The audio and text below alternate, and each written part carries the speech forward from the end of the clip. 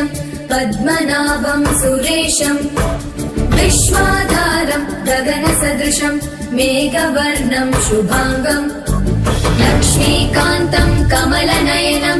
योगिभिर्ध्यानगम्यं वन्दे विष्णुं भवभयहरं सर्वलोकैकनाथं शान्ताकारं भुजगशयनं पद्मनाभं सुरेशं विश्वाधारं गगनसदृशं मेघवर्णं शुभांगं लक्ष्मीकान्तं कमलनयनं योगिभिर्ध्यानगम्यं वन्दे विष्णुं भवभयहरं सर्वलोकैकनाथम् त्रैलोक्यपूजितः श्रीमान् सदा विजय वर्धन शान्ति कुरु गदा पाणे नारायण नमोस्तुते त्रैलोक्यपूजितः श्रीमान् सदा विजय वर्धन शान्ति कुरु गदा पाणे नारायण नमोस्तुते शान्ताकारं भुजगशयनं पद्मनाभं सुरेशं विश्वाधारं गगनसदृशं मेघवर्णं शुभांगं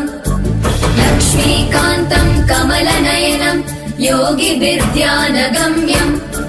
वन्दे विष्णुं भवभयहरं सर्वलोकैकनाथं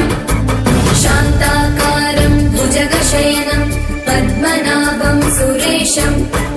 विश्वाधारं गगनसदृशं मेघवर्णं शुभांगं लक्ष्मीकान्तं कमलनयनं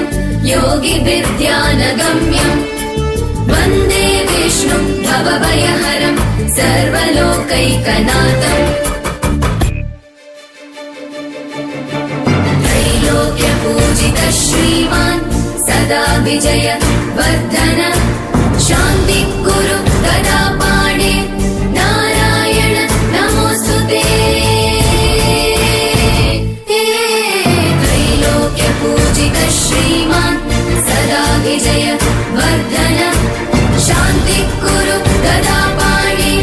नारायण नमोस्तुते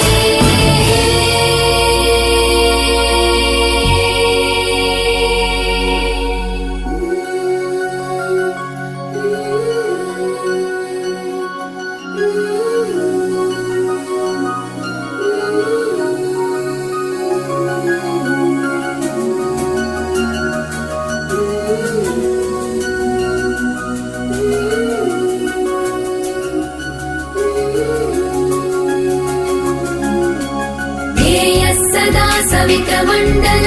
मध्यवर्ती नारायण सरसिजासन सन्निविष्ट केयूरवान् मकरकुण्डलवान् किरीटी हारी हिरण्मयवपुत्रित शङ्खचक्र